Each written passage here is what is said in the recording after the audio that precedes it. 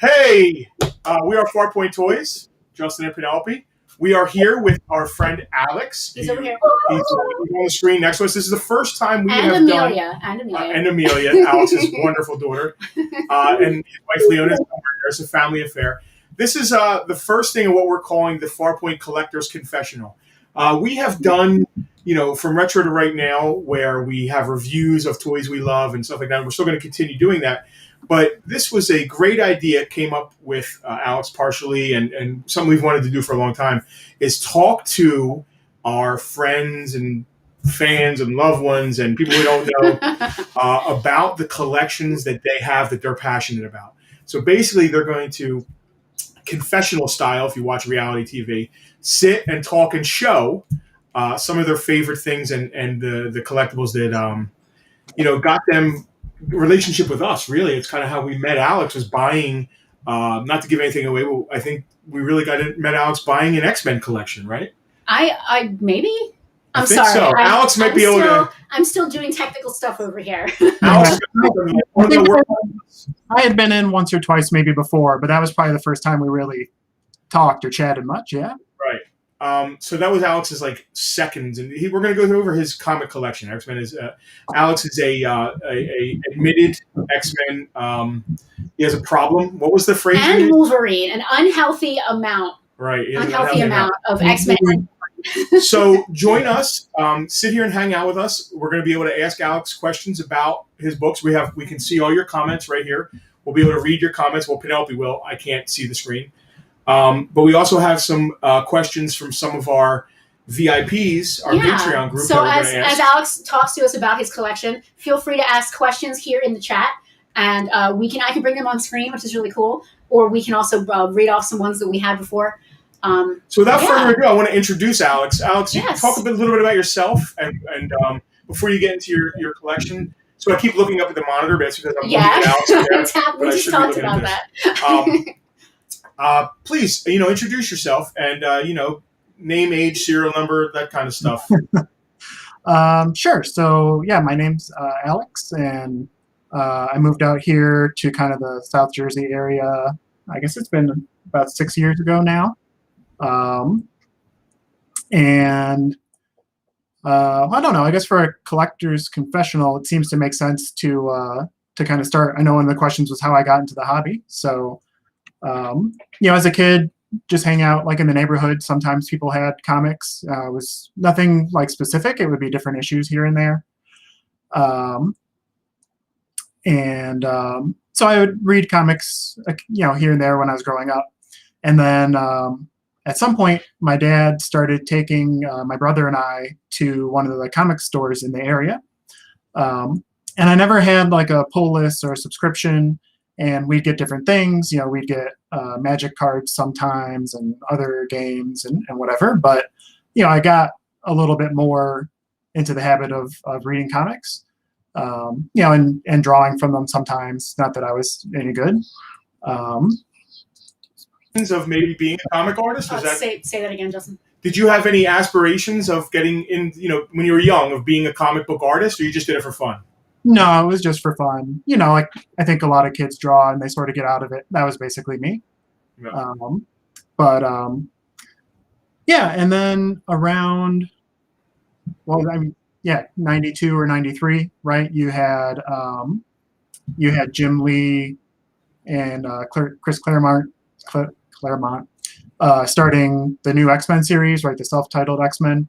And you also had the X-Men cartoon start up. And that was what kind of really got me into X-Men in particular. Yeah, that got a lot of folks our age really into X-Men. I mean, understandably so.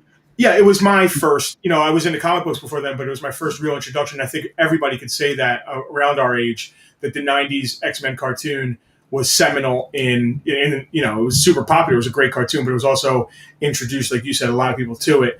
So, but you had already been reading the comics before you saw the show. I had been reading comics before that, but that was kind of what really got me into X-Men. And like you said, a lot of people, it was a great cartoon. Lots of people got more excited about X-Men because of the cartoon. What's up, sweetie? What is it? yourself. Oh, yeah. Yeah, go ahead. I'm reading through. Go ahead. Hi, I'm Amelia. Yeah. So unlike me, my daughter Amelia, I am raising in the comic world, Sure. as opposed to it sort of being a little more just in the atmosphere. A lot of us are. Into science. And she likes science, yes. Well, That's awesome. And you like That comics. is awesome. we can talk about the science behind the X-Men. Yeah, as far as it goes. Yes, please. Well, that's true. Do you want to talk about what comics you have real fast? Yeah, go ahead. Oh, you don't have Now to, you're on the spot. Yeah, you're on the spot now, kid. I would like to. you don't have to show them. Can you just tell them what kind of things you get? I get comic books with characters that I know really well, like Green Lantern, Supergirl, and Batgirl, and Wonder Woman. You get comics where your characters you don't know that well. Is that because you want to learn more about them?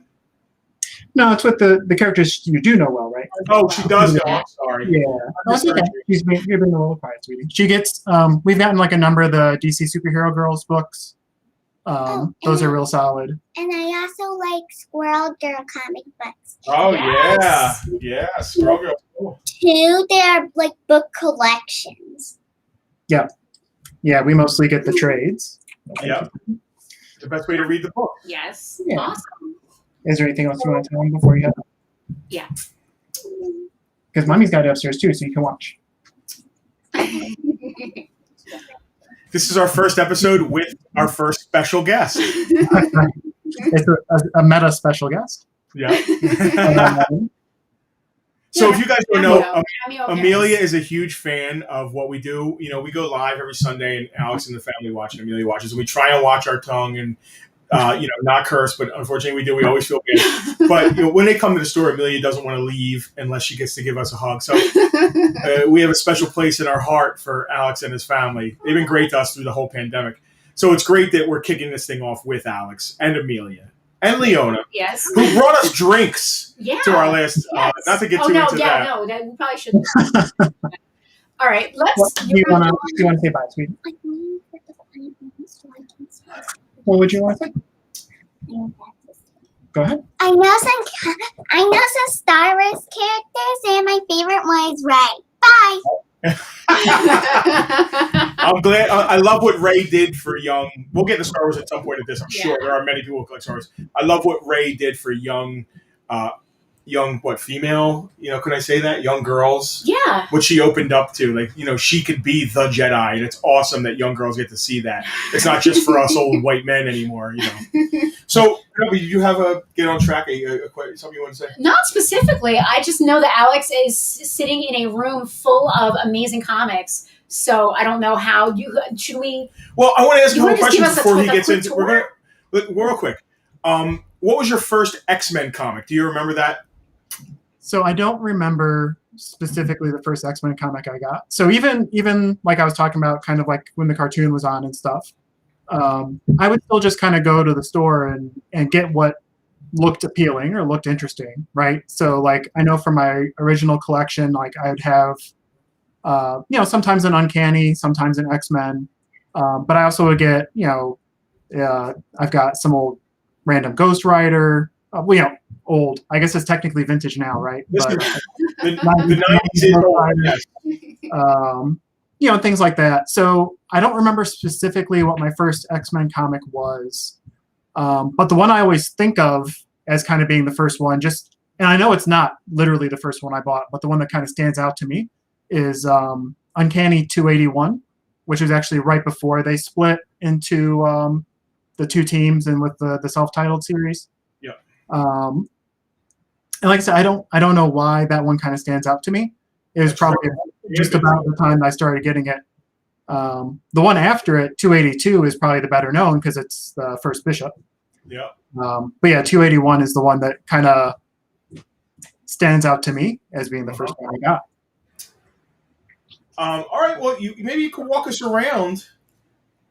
Give us an idea here. Yeah, man. Show us. We have a Leona Middleton Conkle. She gets to take credit for Yes. refreshments and ice. She gets to take credit for our refreshments that during our She yard gets sale all the out credit. there. All the credit to Lee over there. All right, walk us around a little bit. Give us an idea of what you got going on here. You know, your books are. Talk about graded books, and then what else you might have in your collection. Because some people might not know what grading is. Yeah, so I can talk about that a little bit too. So let me walk around a little bit here. So this is just my little comic room. It's not super big, but so I've got a couple things with just prints. Not original art, but prints that you can just kind of get from artists and stuff on the wall. Here is our group clock. Oh, what is that? That is a great joke. You guys got that from Etsy, right? I love that. Yep. That is so cool. Meet me at. I'll be around, but I Am Groot and I Am Groot between the two. At about half past, I Am Groot. Right. I am Groot. Groot. So I've got kind of some prints in here, and the way I just kind of like to have those is that I put more than one in there, and just every once in a while I feel like it, I come in and cycle around, and that way I don't have to have a bunch of prints like just taking up space somewhere. I've got because they do take up a lot of wall space really quickly. Yep. Beautiful.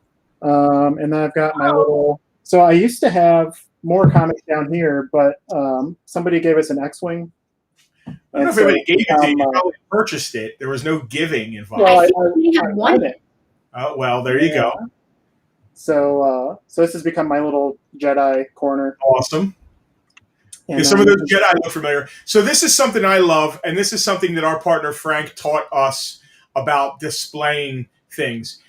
Frank, in the cases here at Farpoint, does the same thing. He'll put the action figures with, like paraphernalia, and so those figures with those comics are so awesome. I love that. It's a great display. I really like that. Yeah, thank you. Yep. And so let's see. Since I'm here, so with me being a big Wolverine fan, I also kind of got attached to X-23, who's sometimes they call her Wolverine's daughter, and sometimes they just say clone, and I guess she's sort of both. But louder, choo-choo, louder, choo-choo. So talk about that book, please. Talk about that book. Yeah, for the folks at home watching who don't know what that is, tell us a little bit about it. Yep. So this one here in the middle, NYX3, is the first appearance of Laura, or X-23, and so it was like probably no one has heard of the series NYX aside from this book. It was just 7 issues or so, and she's not even in the first one. It's number 3, but that's her first appearance, and as far as the grading goes, just for, we can talk more about that if people have questions, but a 9.8, kind of practically speaking, is the best a book can get. You can technically get up to 10, but it is extremely rare and just doesn't really happen. From what I understand, a 10 is there's no such thing, and 9.9s are you could send a book directly from the publisher and it won't even get a 9.9. 9.8s are the industry standard of the highest grade, basically. Yeah, a 9.9 or a 10. Your display. Yeah, thank you. A 9.9 or 10 basically means it doesn't even have any kind of a production issue. It has to be just like, the perfect epitome of a book. Yes. So it looks like you have some sketch covers as well, variants? Yeah, so this is a commissioned cover. So this was originally a blank white cover. Wow. That is so cool. And so I asked the artist, his name is Chadwick Haverland. He's not a local guy, the guy I heard about online, but obviously does really good work. I asked him to do kind of like an updated version of the number 3 cover. Let me tell you, if the NYX3 had a cover like that, it would be worth twice as much as what it's worth. Wow, that is beautiful. And then you got that sketch cover done, and then you had that graded as well. Yeah, so actually the artist was pretty good about it. He actually sent it in, like they kind of have a workflow already. So he sent it in. I got to see pictures along the way, but it was graded before it even came to me. Yep. Give me 1 second. So for people at home, go ahead, go on to that sketch cover for me and just show it. Yes. So for people at home, you can buy comic books that was a plain white cover that just had the logo at the top that says Wolverine. That was sent to an artist, and the artist drew all of that on a plain blank white cover, which is called a sketch cover. They do that just for that reason. So Alex had a blank cover and had that drawn onto the blank cover and then had it graded, which is a fantastic idea for a one-of-a-kind comic book. That is so cool. The art is beautiful. Yeah. And then this last one, also just kind of on the topic of cool covers. This is from, so the first series with X-23. X-23-1 is not itself, like it's semi-popular, but not super popular. This is a variant of it. I think you can maybe see in the corner there. It says variant edition. Yep. And it's by, a more well-known comic artist. His name's Gabriel Dell'Otto. Okay. And, a lot of store variants or cover variants they do in like limited ratios, one for 10, one for 50, and so on. Mm-hmm. And this is one of those. And since it was a new series, it was also sort of low print in general. So this is a, just kind of very popular and also hard to find book because of the art and because of its rarity. I got this one on eBay. Okay. I haven't found it in the wild, but I sent it to get it graded though. So, and also it looks like it's been signed because that's a yellow label. Yep, that's right. So it's signed by the writer. Oh, I see it. Okay, great. Yep, Marjorie Liu. So I was super pleased that I was able to get number one, and then number two, it came back a 9.8. Well, that's a super impressive shelf right there. I mean, you have everything that matters. You have a one-of-a-kind cover. You have her first appearance. And then you have a rare number one variant signed, and they're all 9.8s. Yeah. Wow. And again, for those folks at home who don't know that much about grading, 9.8 out of 10. Wow. There are X-23 fans looking at this right now. That's congratulations. That's awesome. A great shelf. Thank you. Yep. And then the last part of the room is here's kind of the desk where I was set up. And I've put up some shelves where, again, I kind of cycle through. Wow. But today I went for, these are all important X-Men type first appearances and stuff like that. And cool yeah. Well, I see. Right. Can I name a few? If you start at the top left, well, you got First Apocalypse, the X Factor book right there. That's First Archangel, I believe. That's right. Yep. You got First Sabretooth, which nobody really knows. That's an Iron Fist book. He wasn't in a Wolverine. That was Iron Fist. That's right. And Sabretooth was much different looking there. You got First Rogue. First Rogue is the very unattractive cover. Terrible cover for a super important book. Yes. Yeah. I think it's, it's actually not, I mean, if you have a 9.8, obviously it gets pricey. And like anything lower, it's not super expensive. And I think that's because the cover is not that. That's correct. It's we call it an undervalued key because it's not an attractive cover. If she was on the cover, it would be double of what it is. I was just going to say, she's not even on the cover, is she? It's a ghost. She's a silhouette. She's a goat? She's a ghost. She's like, see the silhouette right there, the question mark? And she's like a villain. They didn't know how to do her. Wow. Yeah. And actually, a similar one, I don't have it out here, but the first appearance of Psylocke, at least in the U.S., is a similar one. She's not on the cover. Right. It's not super awesome, and it's kind of not too bad to get because of that. Wow. Okay, New Mutants. Again, not a expensive book unless it's a 9.8. And even then, it's not too terrible because it's not actually anybody's first appearance. Yeah, and it was a terrible movie from what I understand. That's the graphic novel. That's the bigger. Yeah, that's a thick one. Right? And a 9.2 on that. Wow. Yeah, so this is the one that has not everyone's first appearance, but most of the first appearances. Yeah. It's not Karma's, but the other four. Yep. So what's tough about these kind of books, you see the black, any kind of issues show up really well, especially on the spine where you get typical color breaks. Black is really tough to have in good condition. And that's a thicker book. That's a graphic novel. Yeah, it's not a regular single issue. So finding that in high grade is really tough. So congratulations on that. Folks, those of you watching, if you have any questions for Alex, please don't hesitate. Yeah, we will read your questions out loud here to Alex. We will stick them right here on the screen and get them out there. If Alex wants to put his camera back up on a comic book. Oh, where were we at now? So this is just kind of an early crossover. Yeah, it's a super cool cover, right? Yep, cool cover. It's technically, from what I found out, like the second X-Men crossover. Okay.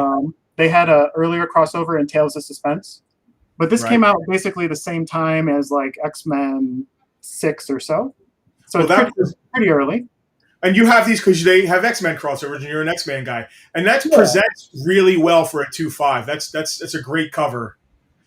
Yeah, I was looking for just kind of like old X-Men books that look cool. And so the same thing here. This one isn't even that old, but it's just like, and it's an Avengers book, but it's like a cool Magneto cover. Yeah.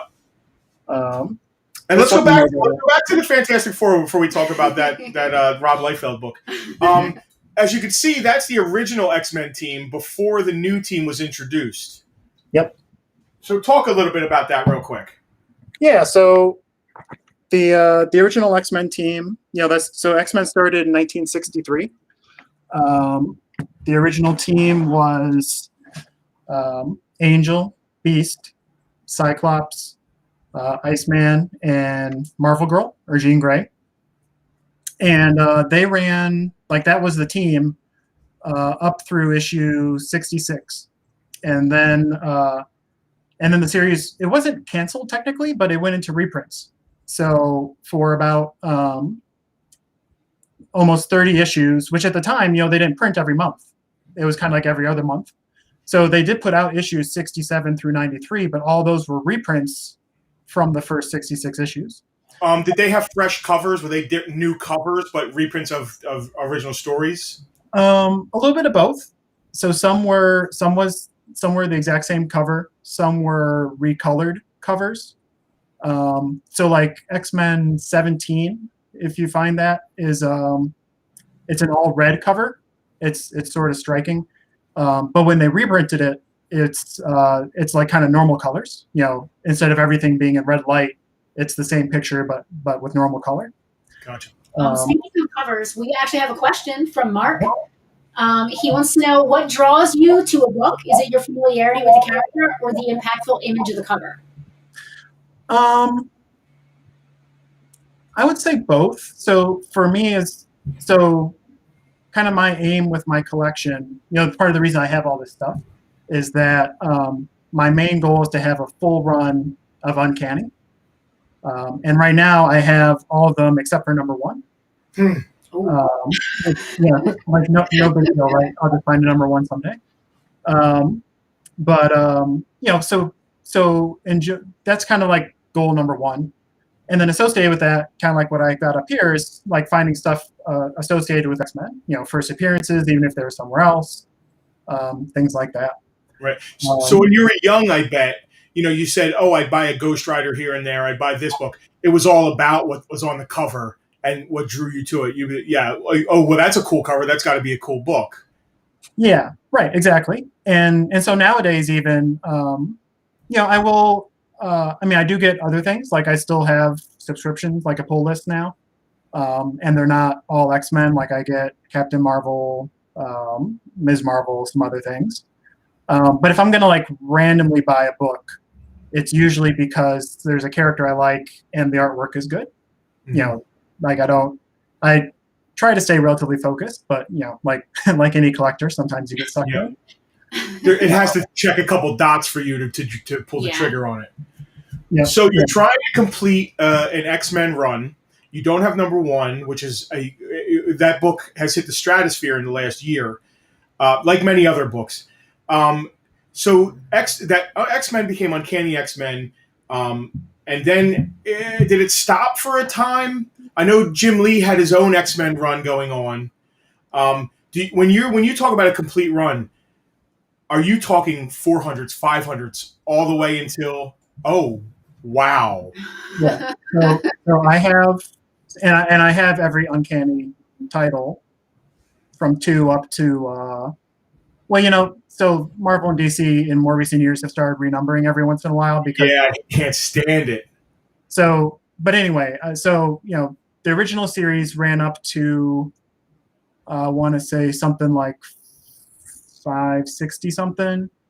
And then they took a break, and then they renumbered and blah blah blah. But I have all of that. Wow. I also have all of the self-titled X-Men run, which was also sometimes called New X-Men and X-Men Legacy, but that ran about 300 issues or so. And Right, actually, that originated as the Jim Lee X-Men run. Yep. Right.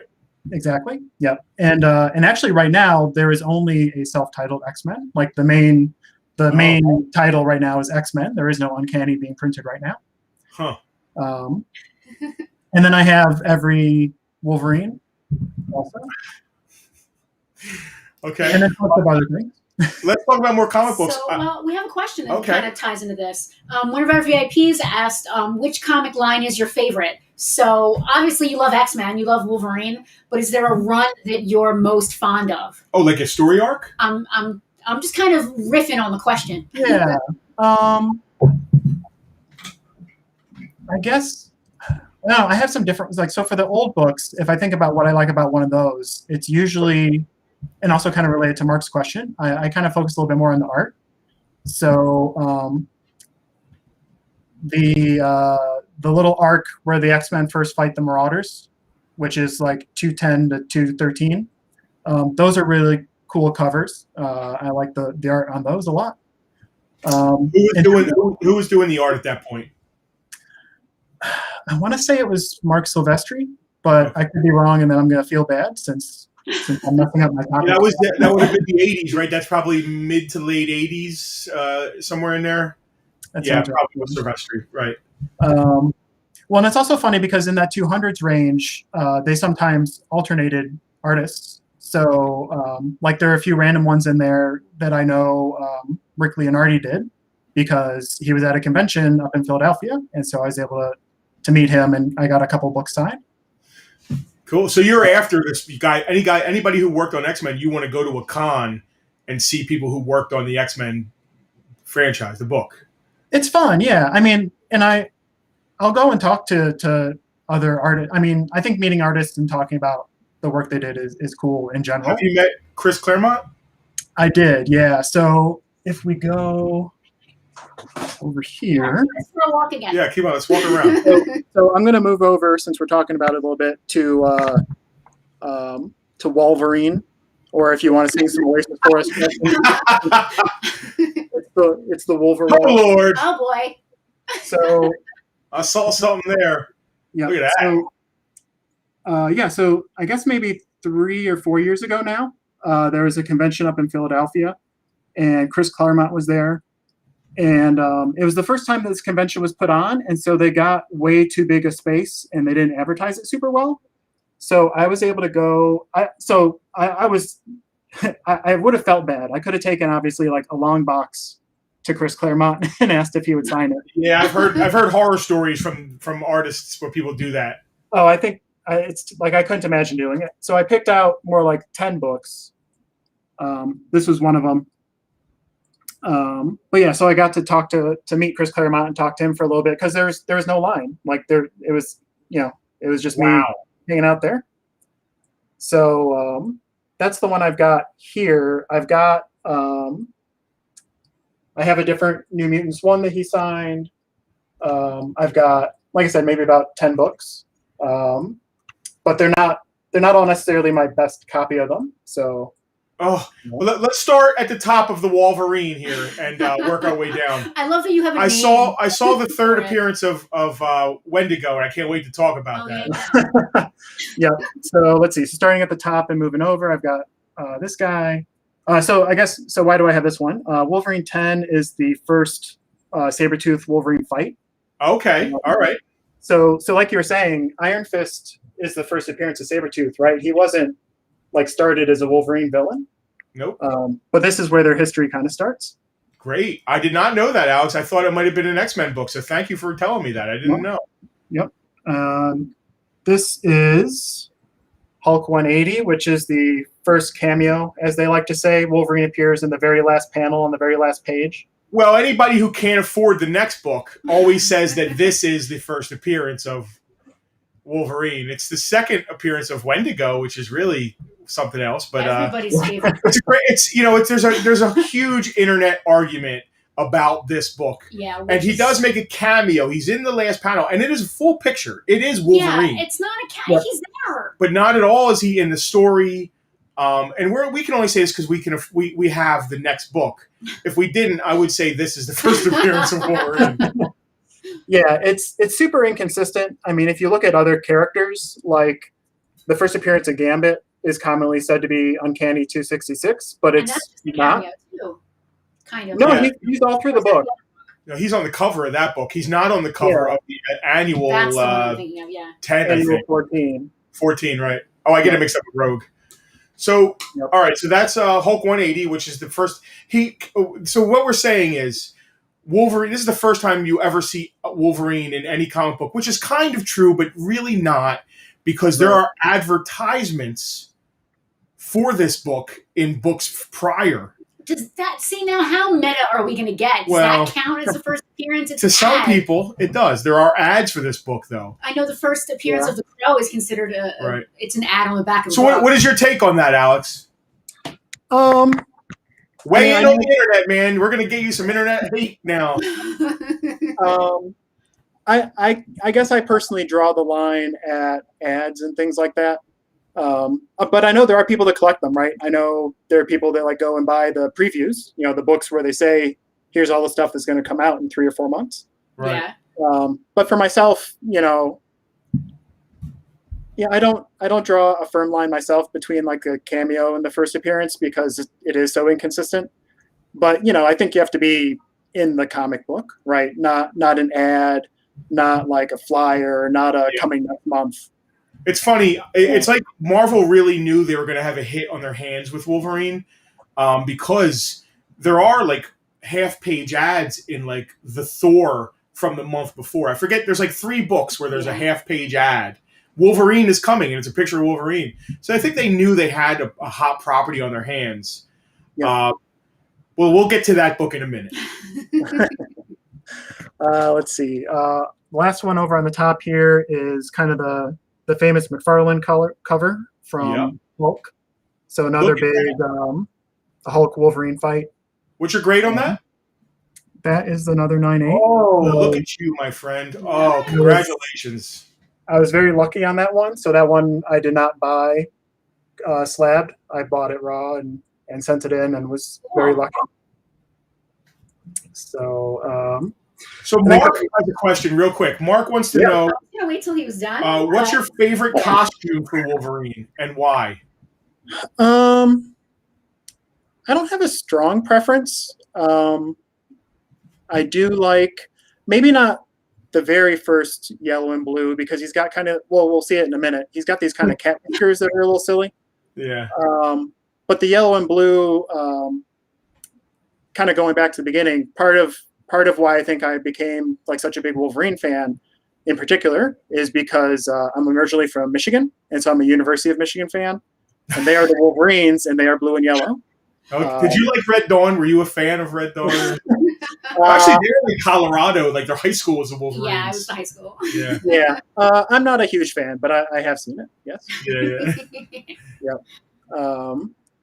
But yeah, so I think I like the blue and yellow one, but I mean the brown and the brown and gold one here, on this one, for example. Which I think is the Frank Miller, is the brown. I don't remember if he originated it, but yeah, that's the colors that he has in the the Miller run. Yeah, I always call it the Miller Wolverine. It might not be the first time he wears it, but because he's in that Frank Miller run. Speaking of, I think you have that book coming up. Yep. So coming around over to this side. Look at that. Mm-hmm. Wolverine one. Yep. Talk about that book. Yeah, so this is, like you were saying, Frank Miller and Chris Claremont. So this is obviously this isn't even especially early in Wolverine's existence. So this is from 1982. Yep. And this Hulk is from 74. But so Wolverine had been in comics for quite a while. He saved the X-Men, really. Well, Him and a couple other characters. yes. So in terms of kind of bringing things back around, yeah. So when they decided to restart X-Men or Uncanny as a series, they started with 94, but before that they had Giant Size X-Men 1. Which, let me see, so I've been holding out on you guys a little bit because I've got. Oh my! So strap in. We're gonna sit down and talk about every single one of those books. Yeah, right. We could if you want. Let me think here. Alex, look at Wolverine yourself, man. Look at the arms on that guy. Look like Frank Miller drew you. So, are you going to pull out a giant size? Wait, that's not what I meant, but I'll see. I like that anyway. Wow, that is a tremendous book right there. So when they decided to give it a try again, they printed this giant size X-Men after X-Men 93. And like you were saying, so here's Wolverine, and this is obviously not his first appearance, but it is the first appearance of Storm and Colossus. Can you take it out of the plastic so we can see it a little better? Yeah. Maybe. Oh no, if you can't, don't worry about it. I didn't know. Is it shrunk wrapped on there? It's not like shrink wrapped, but sometimes they get tight. I know I don't take them out if they're in one. So. Oh, don't take it out. I'm sorry, you're ass. fine. Well, it's okay. Take it out of the acrylic as well. I'll just crack the slab. Yeah, look at that! Wow. Wow. Yes. So let's talk about Giant Size real quick.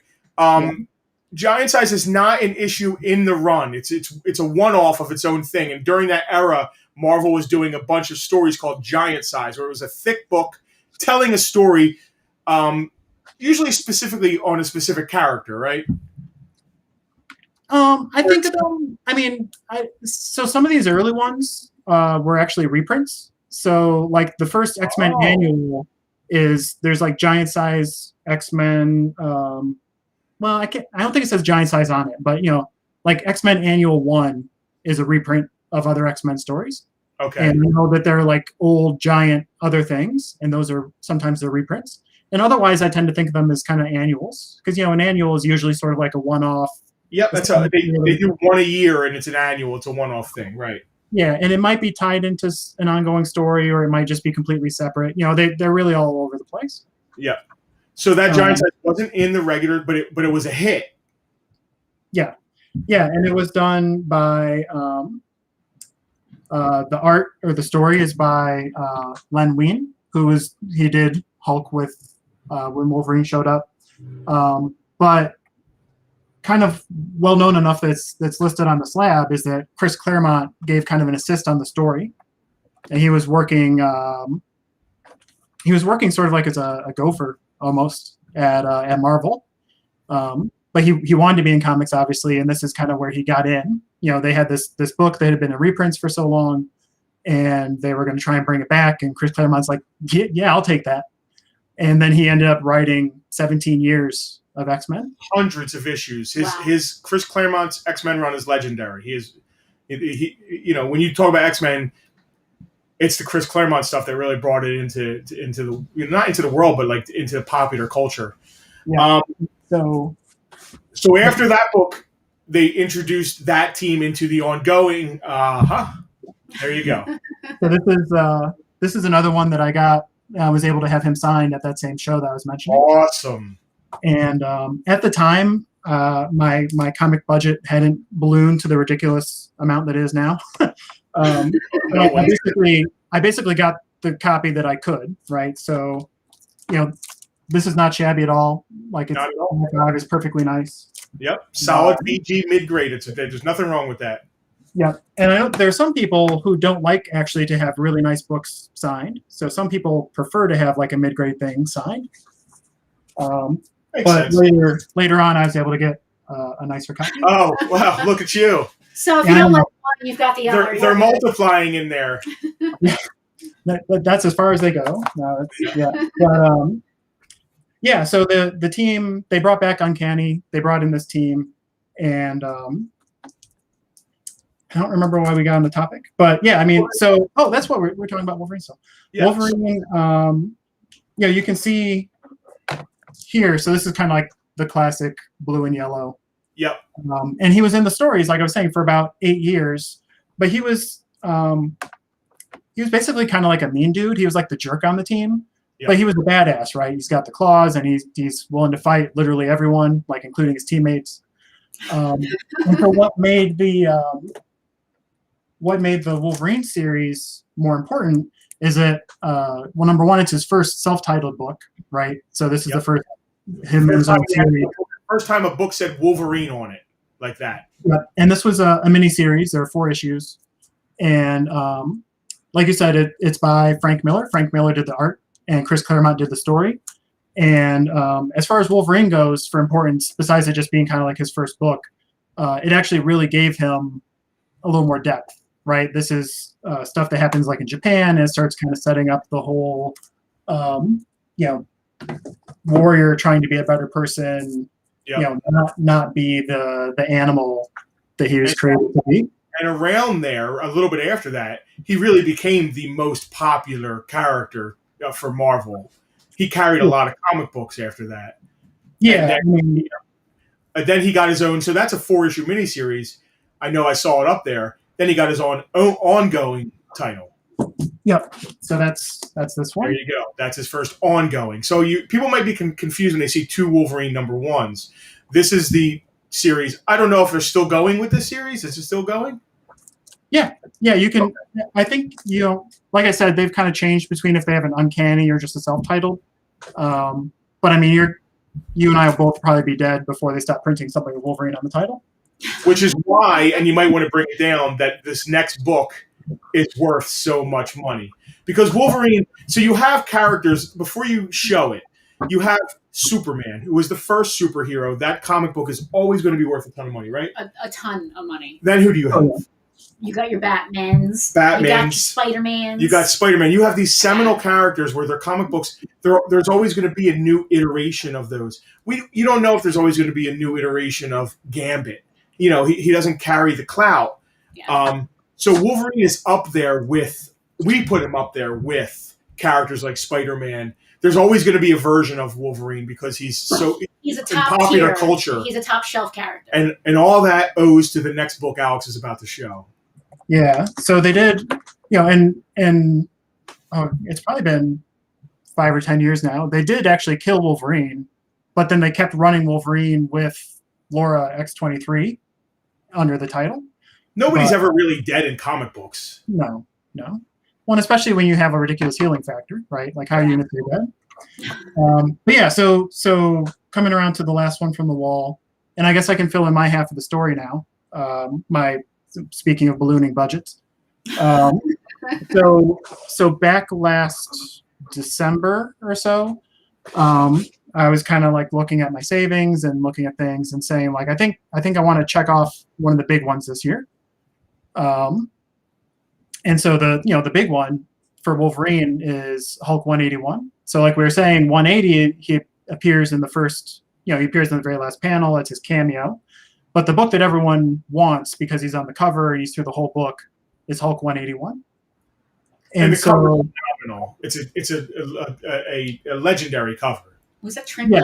Herb Trimpe with touched up though, wasn't it? Was somebody redid? I think Hulk's face or something. Yeah. The credit here says Herb and John Romita. Okay. The one that I know of being famous for having a face redone is the like Hulk Annual or Giant Size Hulk #1. Oh, where the Steranko cover. Oh yeah, I love that cover. And so it's all, the whole cover is Steranko except for Hulk's face, which was redone by I think Marie Severin. Okay. Because they said Steranko's face, like the face was too scary. Yeah. But you can still find that art. So I know people, for example, who've collected the British version. The British version with that cover has the original full Steranko art on it.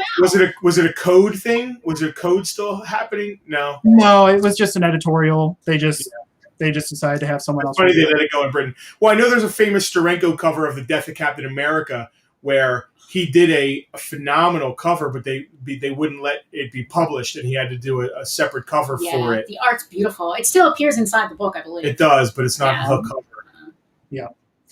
Yeah. So this one, so around, like I said, around December, I decided, like, okay, well, with the money I've saved, and if I sell some books and then I save some more, I think I can take a shot at the 181. Sell some blood. Yes.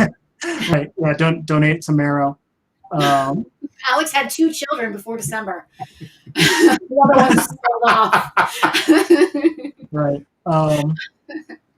So I'm thinking to myself, like, I can take a shot maybe around like May, right? Like, I think I'll be in a spot where I can do it. And then, like, like you and probably everyone else knows, the market just went insane. It had already actually kind of started in December, but it just got crazier and crazier. And so around, like, I was keeping my eye on books. I was looking at eBay and I was looking at auction places. And around like end of April, I saw there's an auction online, and they had like a few 181s, and I said, like, okay, I'm gonna put a bid on this one. I'm gonna take my shot. And so I put a bid in, and and I put some bids on some other books, cheaper books. And as time was going on this auction, all of my bids on the other books were getting beat. People were going past it because the market's insane, and even if you looked up a fair price, it wasn't fair anymore. So I was still leading on the Hulk, but I was like, well, there's no way I'm going to win this, right? And so there was a different one I was looking at on eBay, and I said, like, okay, well, I'll put a bid on that one, and maybe I'll win one of them. And at that point, I didn't really expect to win either. But the eBay one ended, and I won it, and I'm pumped. And then, like, 3 days later, this other auction, it's from a place called Comic Link.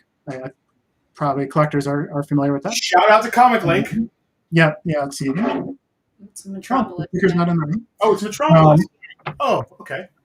No, Metropolis is separate. Is it? They're like affiliated somehow. Metropolis is affiliated with Comic Connect. Oh, okay. okay. That must be what I'm thinking of. Easy. Yeah, they're like the same name. But so a few days after I win the eBay auction, the Comic Link auction ends, and I won that one. And too many. Yeah, a lot of the excitement kind of went away when I realized how much I was going to have to pay for it. His wife Leona was actually packing her bags. He's not. You just married a Wolverine comic book. And so after I finally, like, had them both in hand and everything had gone smoothly on that end, I knew I was going to have to turn around and move one of them. But you, Justin, had been talking about how you were starting to get rid of some stuff in your collection and was looking for a 181. And so it worked out that we were able to work something out. We got your second child, 181. So what's funny is we were looking. Right around that time we started looking because we saw the same thing as you. It started doing this, and it was a book that I always wanted. And we knew that it would very quickly become unobtainable. So there was a certain grade we were after, but every time we saved a little bit of money to get towards that graded book, every week that book would jump up. So we kept chasing, trying to find this grade. But then Alex, called us and said, told us the story. I ended up this week with 2 181s. Are you interested? And we worked out a great deal. So now we have like our 181s are like brothers. Yeah. Mark said it was destiny. It was destiny.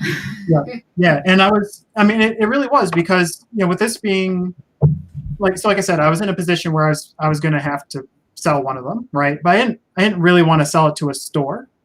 Cause it's such a cool book and I like the book so much. Like I'd rather a collector have it. And so I was really happy that it was, like you looking for it. So that also was, kind of made a difference for me. Yeah, it's like it's the pride of our collection. It's in the top 3 pride of our collection. That bad boy's definitely not in the store. No, that's not a store. In the vault. That's a vault book. Yeah. As a matter of fact, I forgot to bring it today. I should have brought it today. I didn't want to show off anything. This is all about Alex. But it's part of his story. All right, so let's see this. Yeah. So here's my copy. 7.5. Guys, I don't want to say what the value of this book is, and the fact that it's double whatever the value was this time last year. Yeah. So look, there you go. Wendigo makes an appearance. It's the third appearance of Wendigo. Yeah. And that's one of the most classic comic covers of all time. You have Wolverine jumping, fighting the Hulk. His first appearance is him fighting the Hulk. Who wins? It's kind of a superhero deal. It's a draw. Yeah, crack it. We'll see.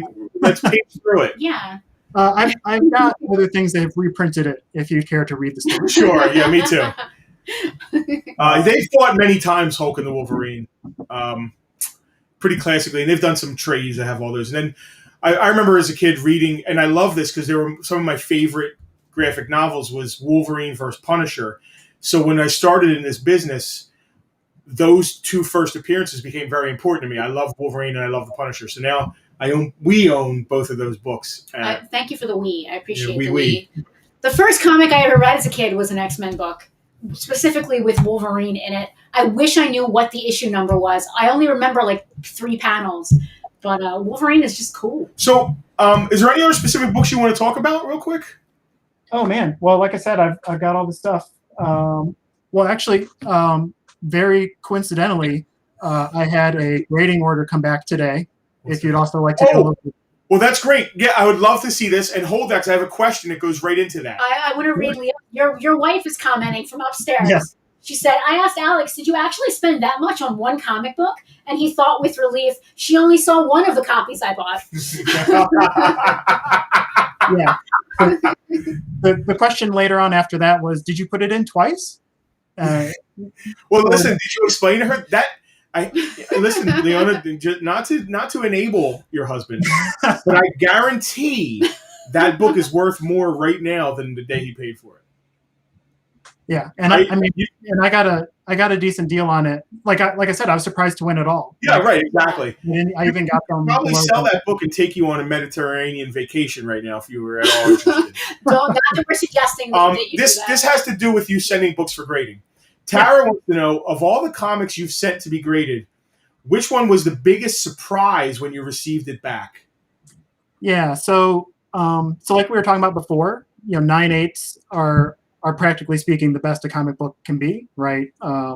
You can have, since we were talking about earlier, those like 9/9s, those 10s. You can get those, and some books actually get them regularly, but they tend to be like stiff cover books, like people that know the Batman Damned series that came out not long ago. That's not the only example, but it's because it was so popular, that's a very good example where tons of that book, if you have a 9/8 of that book, it's not good. It's got to be a 9/9, which is ridiculous. Because there are so many 9/9s and 10s, and it's because the cover thickness and just the way it's bound, it's different than normal comic, and it makes it a little more immune to even like, little bindery publishing issues. There are actual 10s of that book? Lots. Yeah, if you look up like is that through CBCS? I didn't even know there was a 10 with CGC. Is there such a thing? Oh, yeah. I didn't know that. I always tell people there's no such thing as a 10. No, there is. Yeah, really if you look up the CGC census, and you'll see tons of 10s and 9/9s for Batman Damned. Wow. So it's not even worth grading at a 9/8. That's why I have one, and I never got it graded because I don't want to. That's run the the book, in case anybody's watching, that you get to see Batman's private parts. Well, if you got it before they reprinted it. Yes. That's the first printing of it is the book that everybody wants. Yeah. Because you get to see, Yeah. That's why I have it. All right, so go ahead. What CGC book did you just get in? Oh, well, so I can talk about my preference more later, but if I submit something myself, I tend to only send a CBCS. Yeah. And what's the biggest surprise you got? Now, when you say surprise, so I mentioned the 9/8. You can never guarantee yourself a 9/8. No matter how good you think a book is, you never think it's going to come back 9/8. You never know what they could see that you didn't see, or what. Now, I could say that we have sent literally a couple hundred books in the past couple years. We've only gotten back one 9/8. So any book that I've sent myself and got a 9.8, like the Hulk 340. That had to be a fantastic shock. It was, yeah. And the X-23 Del Auto that I was talking about. Yeah. One or two of those Claremont books. Here, I'll find them real quick. A couple of the Claremont books I sent in, obviously they were raw, and he signed them, and I sent them in, and they managed to come back 9.8. So anything I've sent that's a 9.8, I'm always just I'm so thrilled. Let's see here. So Jack's asking a question. I'm going to sneak in real quick. Is CBCS cheaper than CGC? We've never used CBCS, so I'm not sure. Yes, broadly speaking, so if you get your books graded, both companies, those are the two primary, like 90% of the market, third-party graders is what they're called, right? So you send your comic to people that are, I guess by definition, professional comic graders. They deemed themselves that. They didn't go to any school. They didn't go to school or anything. They're just not to dismiss what they do, but it's not a fantastic business model. Yeah, there's not like the worldwide comic grading school of champions or anything. They didn't go to Harvard to learn how to comic grade. Right. Yeah. No, you're right. It's all internal, kind of internal training.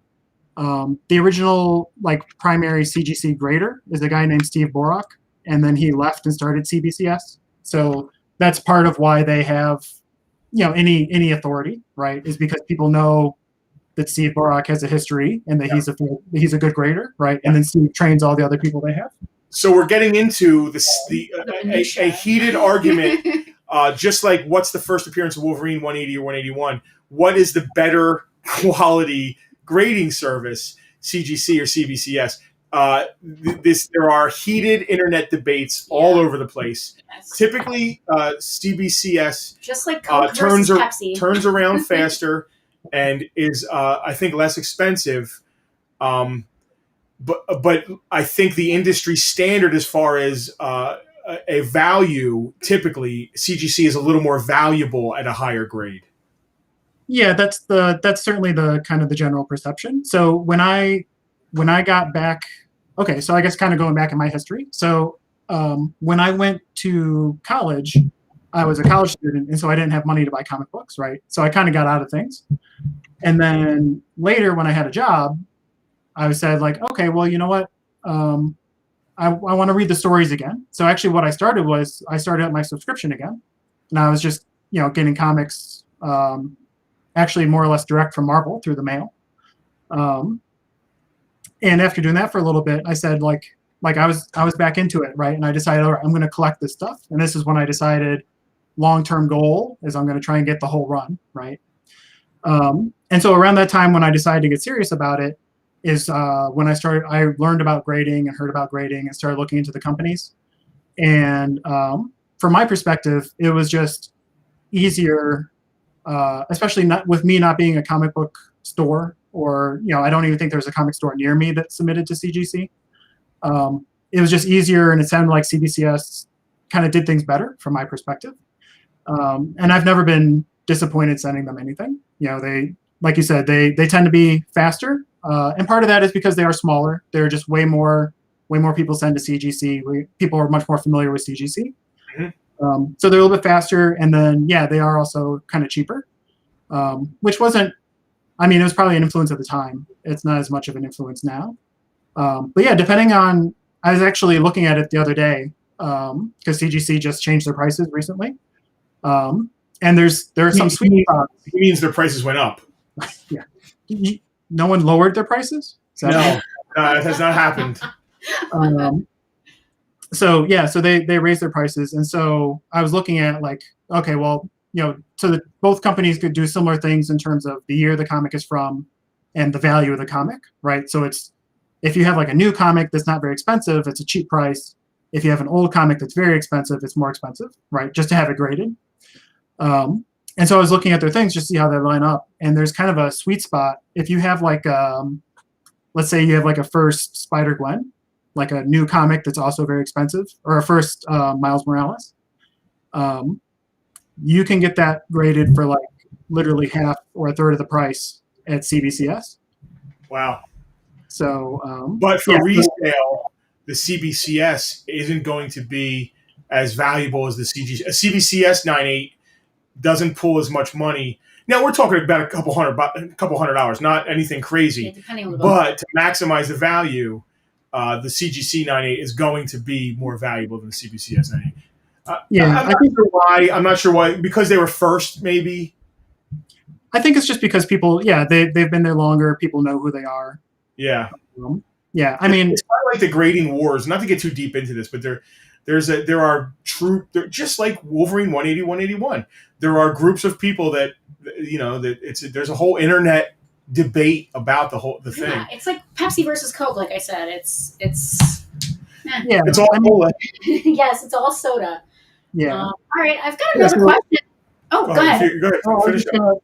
Remember to actually cycle back around. So in terms of like surprising things, like I said, sending any 9.8, and so here are two other Claremont books signed at that same time. So this one here is the first Jubilee. Oh, wow. Again, because I got into it with the cartoon and it being the 90s, Jubilee was basically Wolverine's sidekick for like 5-10 years. So this was one of the ones I picked to take to the Claremont signing. And then this is the first Mr. Sinister. Yep. And so I mean, I took them, like I picked them out because I liked them and I thought they were in good shape, but I took them to get signed. I picked them out because of kind of what they were in my collection, and I wanted Claremont to sign them, but I never expected they'd come back 9.8. So that was awesome. Super exciting. So there's only, when you get a 9.8, if you add a signature to that, which is CGC and CBCS both do the same thing. Instead of a blue label at the top, you get a yellow label because it's signed by somebody and it says who it's signed by. That makes it even more, in certain circles, some people don't like signatures, but typically a signature at a 9.8 is better than just a 9.8. So it's awesome. If you got something signed by Stan Lee, the value is always more. And, Claremont having worked on those books, it's a great value. We just got a question live here from James. Let me bring that up here. James asks, what was your drive to take the jump from collector to graded collector? Oh, good question. I don't know if I have a good memory of that. I think when I was deciding to collect, like I said, before that, I was a reader. And I'm still a reader. Like I said, I still have my pull list. But when you get into collecting, you learn that a lot of the value and the importance of the book depends on what condition it's in, right? And if you're talking about, lots of books, but especially something like a Hulk 180 or a 181, if it's a 8.5 versus a 9, or even a 4 versus a 4.5, that's a lot of money. And also, being in the slab, it makes the books a little more resilient. If you accidentally drop it or whatever, you don't have to handle it with gloves, right? So I think it was just when I was looking at getting into collecting in general, like grading popped out as the thing that people were doing, and it protected your comics a little bit, and it told you what they're actually worth, or it set a standard, right? The value changes with time. But, sure, but there's no arguing the condition at that point.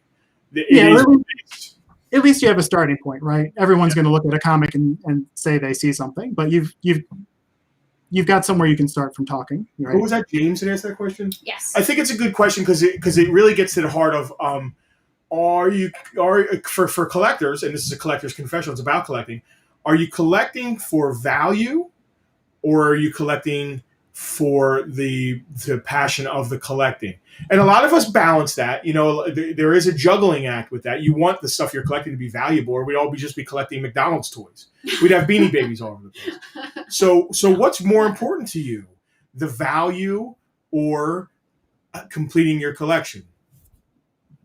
Yeah, it's like you said, you have to balance it, right? When you're buying these old books and these important books, like you can't ignore the price, right? But my drive, like, why am I collecting these? It's because I like X-Men. Like, that's what I got into. Like, I was reading them. I enjoy reading them. Like, I wanted to have the run. Like, that was the collection I wanted.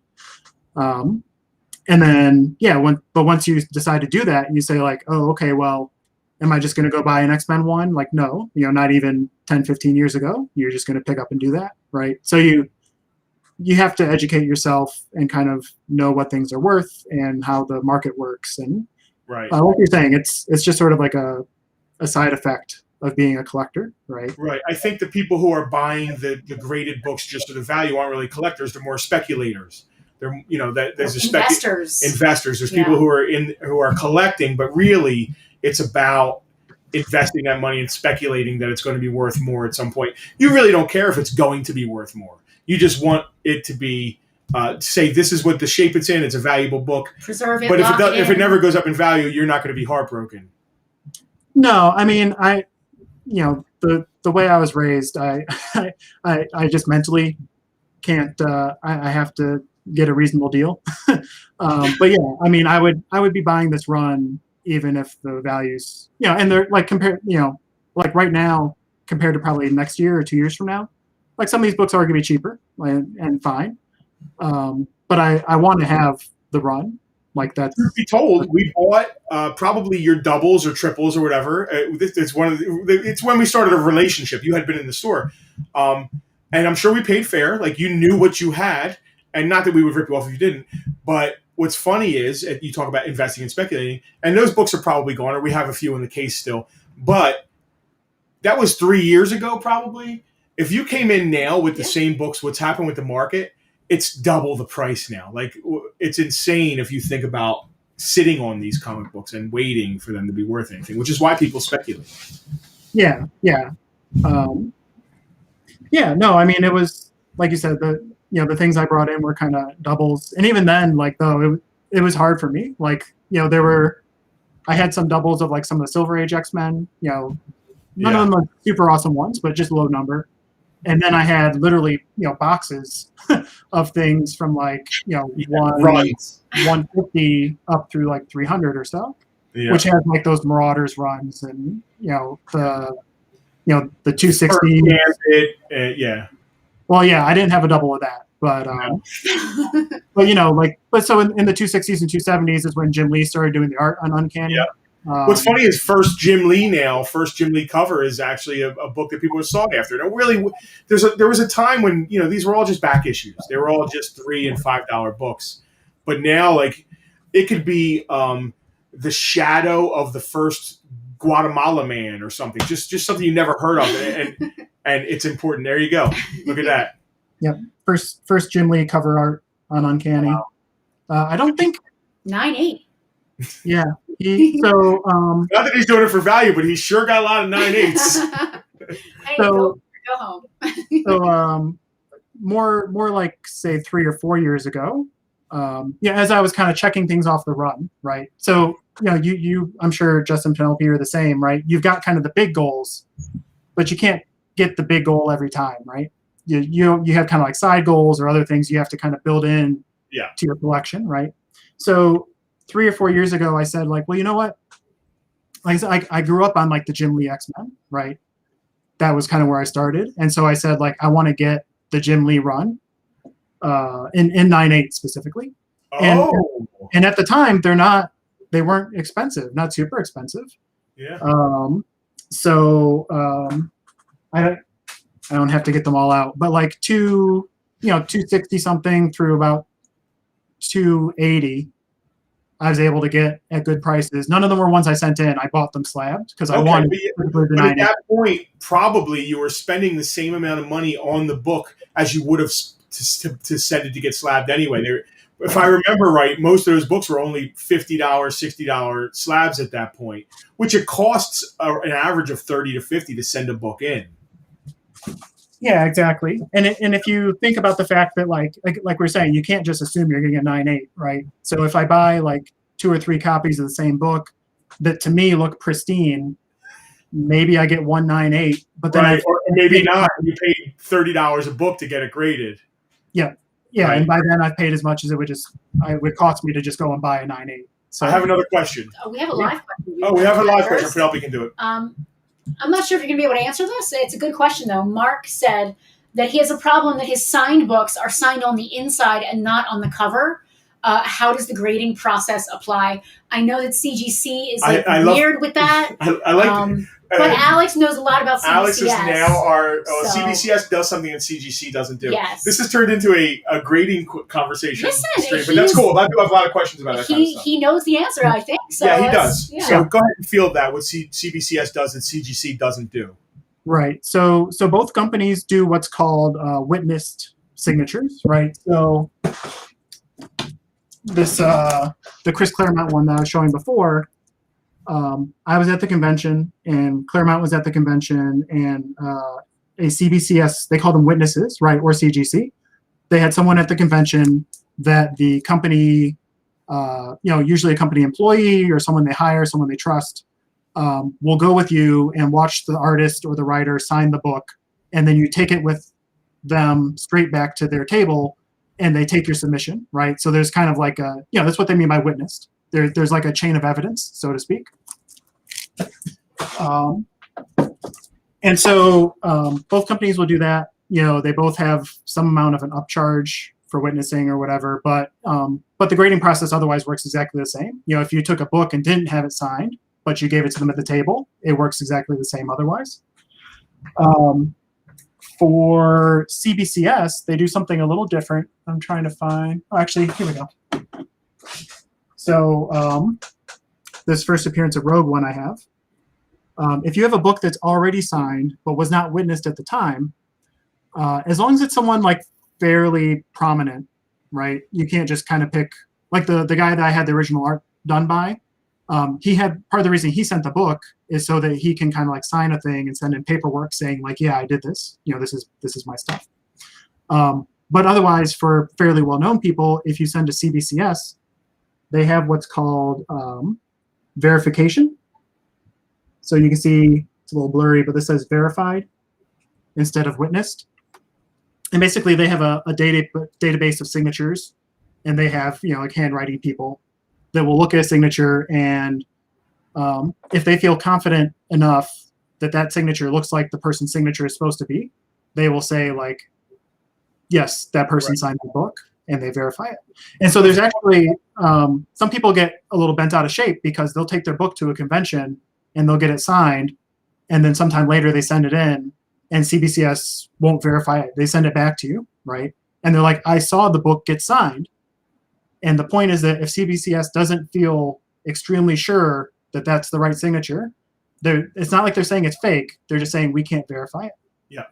Right. And so for Mark, if you have a book that's been signed, and where the signature is doesn't matter at all. It can be on the cover. It can be on the inside. The same thing for witnessing. You can have people witness the signature on the inside of a book.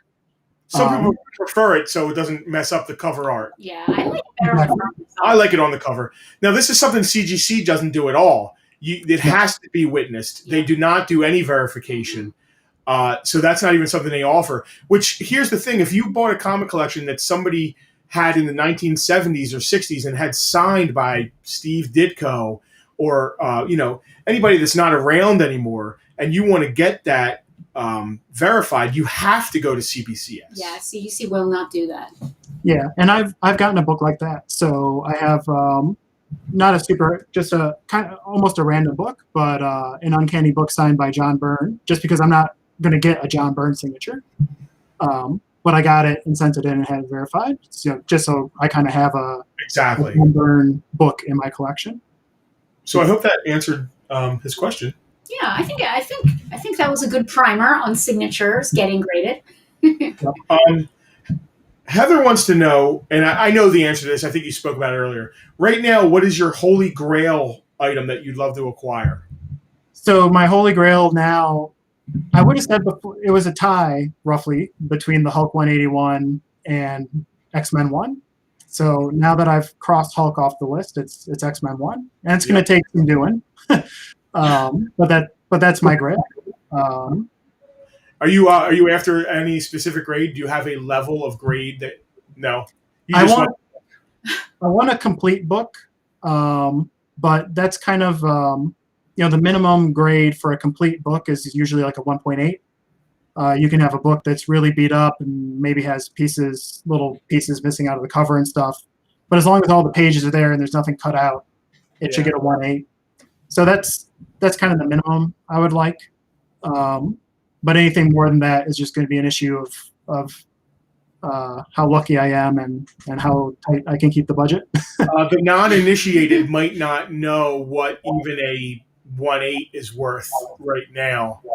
We're talking probably, well, a 0.5 is what a 1/8 is probably an $8,000 book. If I'm riffing off the top of my head, but it's got to be somewhere around there. I haven't been paying close attention because it's not on my radar right now. But yeah, upper thousands, maybe 10,000. Yeah, maybe 5. It's insane what's going on with comic books. Now, a year ago, what was that book? 3,000 probably.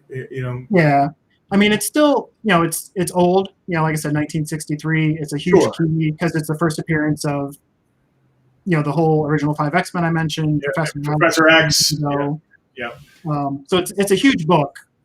So yeah, even in bad shape, even before current market times, it's still a pricey book. Everything is going up though. Yeah. Any questions? I have one last question from our VIPs. It's a good one. It's kind of fun. Hal asks, in all of comic fandom, which character would you most like to marry? Which one would be your best friend? And which one would be your arch nemesis? This is a fun question. I hope you're ready for it. Yeah, I thought Harold's question so I could think about it a little bit. I feel unsuited to it because I have a very boring life. So, like, if you're on TV right now, you're being interviewed. You are being interviewed for your comic collection. You do not have a boring stuff. You're not. Well, but I'm not going to have like lasers flying past my head and stuff, right? So, your wife has suggested that you answer carefully. Yeah. I would prefer not to marry a superhero, but I think so. I was trying to think about it earlier. I guess if I had to pick one, I would maybe pick Sue Richards, Invisible Woman, because I don't read a whole lot of Fantastic Four, but obviously like their family, she can make like the invisible bubbles. So actually, if there is some kind of a random fight, I don't have to do anything or go anywhere. She can do the heavy lifting. Let's see. I don't think you can compete with Mr. Fantastic. I don't know. He named himself that. I don't know how accurate it really is. I love the Fantastic Four that the Thing is a guy who's made of rocks, so he's like a thing. The invisible. She used to be the Invisible Girl. The Invisible Woman. Can make herself invisible. The Human Torch is obviously on fire, and then there's the guy who can stretch himself, who is not stretch or rubber or. He's fantastic. Well, Justin, when I'll explain it later. All right. What was the next one? Marry? Best friend and arch nemesis. I didn't think past the first one. If I had to pick a best friend, why can't the one you marry be your best friend? Yeah, I don't know. That's true. Yeah, Sue would be my life mate, right? We would have to be best friends. Yes. Maybe I would say, I'm kind of a sciencey, nerdy person, so maybe Doug Ramsey from the New Mutants. Ooh, deep cut. So kind of sticking with that boring life thing. He doesn't have like super strength or lasers or anything. His mutant power is that he can like almost instantly and like fundamentally understand any language. Wow. He has a battle here. Yeah, he's really handy to have around. Yeah, and he's as they've kind of carried his story out, like right now he's also kind of like a go-to computer person because computer programming is all languages, right? So, I feel like that would be never thought about that. That's awesome. Cool. I like that. Yeah. Well, so, for all these stories, they've been around 50, 60, 70 years. They have to find ways to expand people, right? So they haven't really made it a thing. Like he's still not very good at fighting, but they've also tried to say a few times that he can read body language as a language. Okay. Which is a stretch, but I mean, I'll take it. It's a comic book. I'll take it. Yeah.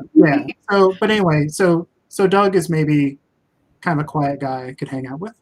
Maybe we could be best friends.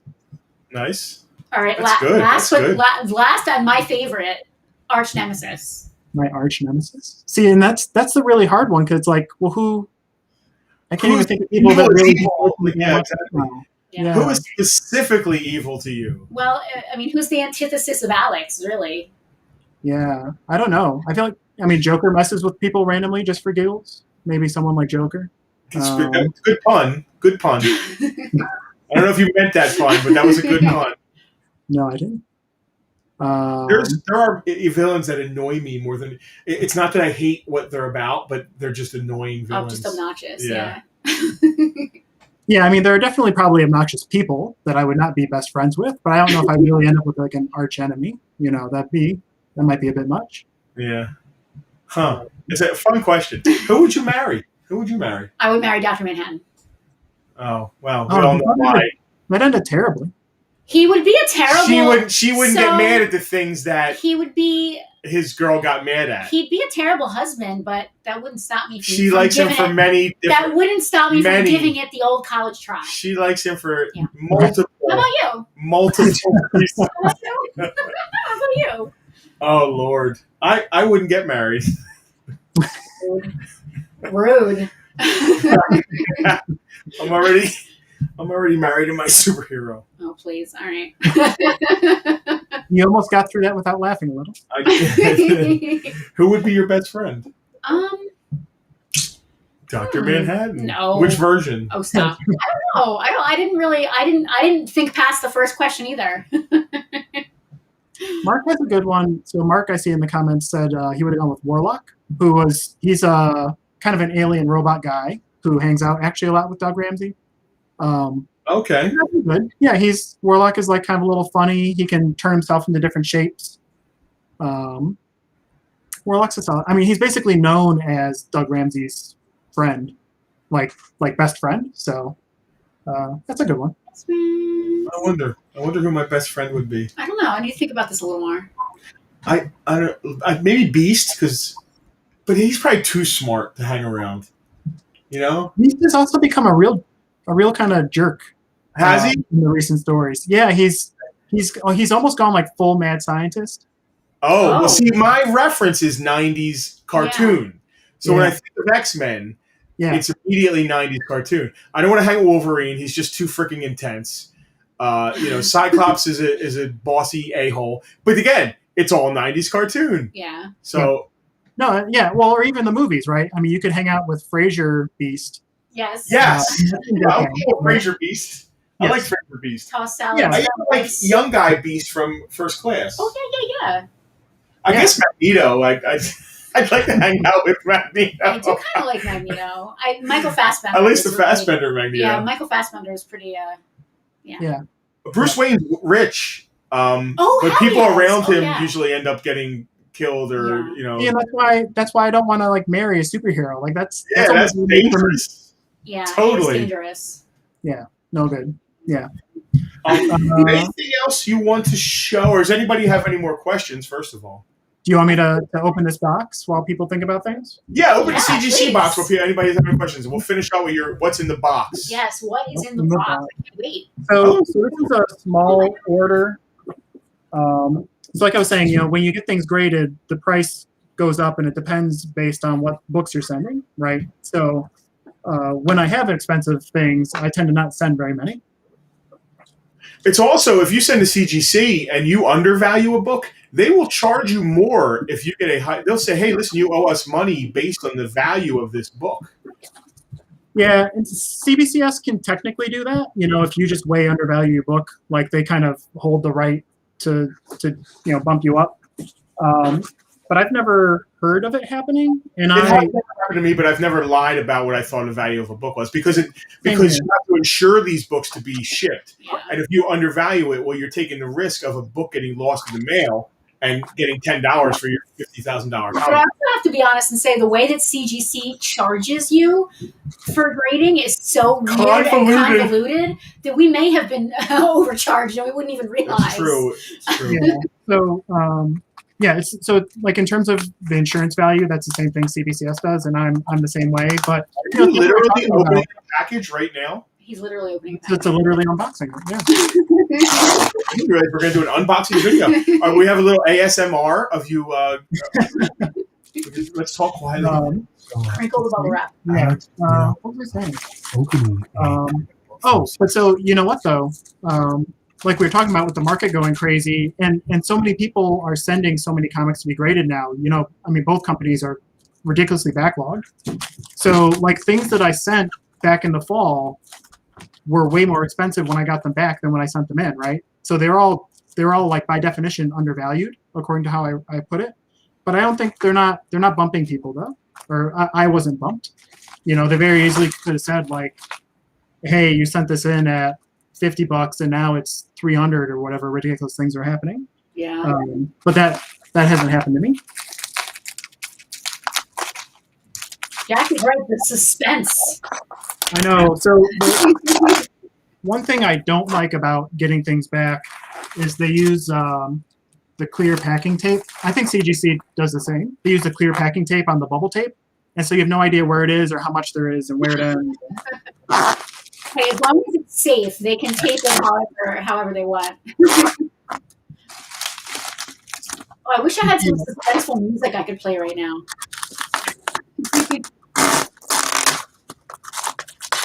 Yeah, This is very ASMR. If you were like some kind of internet YouTube girl doing this, we'd have 1,000 hits in an hour. I should be in a hot tub. Oh, we should be in a hot tub. Yeah, what's I gonna? Oh, you can tell like if you buy a comic on eBay, you can tell if you get a good comic person because they use like painter's tape, way more visible, and it's so much easier to get off. There's no risk of it sticking to your book and tearing your book or any of that kind of stuff either. Yeah. Listen, while we're doing this, if anybody watching wants to be part of this, like if you have a collection that you want to confess about or how talk to us about and have people view it, shoot us an email. A message. If you're watching Facebook. This on YouTube, please like and subscribe. Yeah. We're going to be doing more of these. And it's not just comic books. Whatever. Yeah, we're keeping it in pop culture. Toys, yes. comics, video games, collectibles. If you're collecting, thimbles. I might be interested in a thimble collection. Yeah, if they were Disney thimbles. Yeah. I like cars and motorcycles as well. So yeah, but where are we drawing the line in this at? Pop culture. If you're or socks. Pop culture socks. No, if you're collecting like Louis Vuitton bags or Adidas sneakers, I don't know much about that stuff. Congratulations on your Rolex watches. I don't know enough to ask questions about that stuff, so we're sticking to pop culture. All right, let's let Alex open this box here. Yep. So first one back is an X-Men. Ooh. So kind of beat 3.5, but this is the first appearance of Juggernaut. The Juggernaut, B. Are you sending all of your books? So part of my goal long term, obviously, is to have everything up through about 168, I think was the cutoff part I made for myself. Wow. And part of that is because, like I said, like I want to make sure there's there's nothing missing. There's no color touch or like restoration. It's just some people don't mind that. Like for myself, I prefer not to have it. And then also like we kind of don't want the dreaded purple label. You do not want the dreaded touch up or restoration on any of your comic books. Yeah. So actually, kind of going back, the 180 I have at now is not the time, but at some point I'll probably try to switch it out because it has what's called a married page. Oh yeah, okay. Which means that basically somebody took out the original page and then put in a different page of the same book from a different copy. Yeah. So one of the pages in there is miserable because of the other married. Maybe they married Dr. Manhattan and it didn't work out.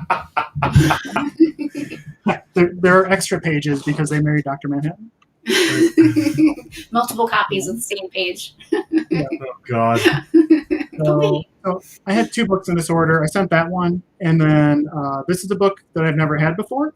So I was excited to get it. This is Tales.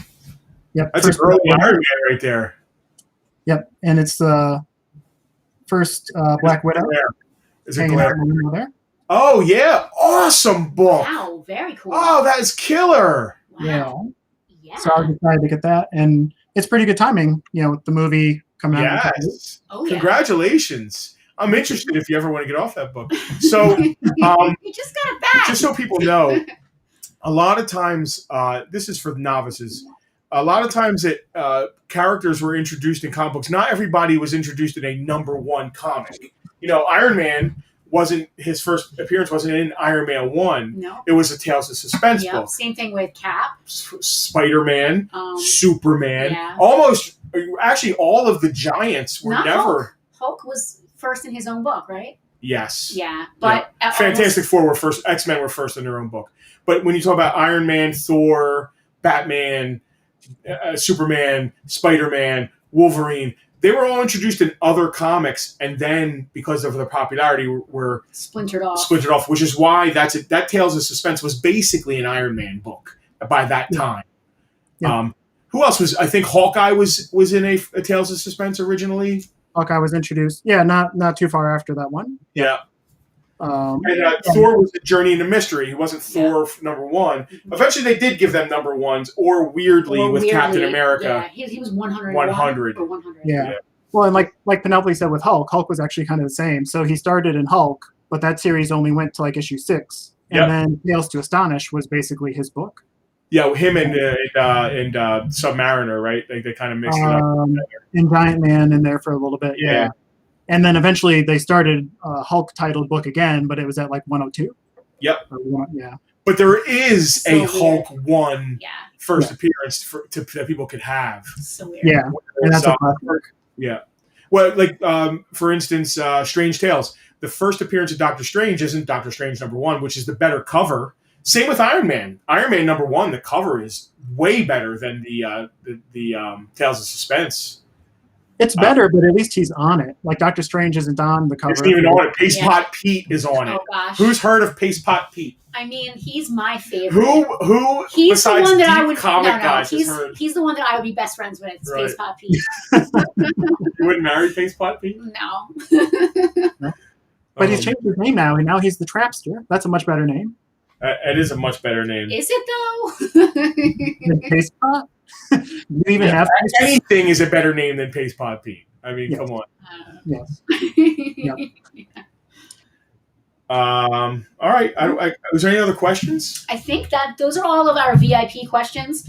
Our VIPs did get their questions in before anyone else. We have a Patreon with VIPs, and Alex is actually in our VIPs, which is where this whole thing came into fruition. Yeah. We stopped at one of our VIPs' houses on a trip. Yes. Walked around, Mark, who's in here asking questions, and videoed his collection.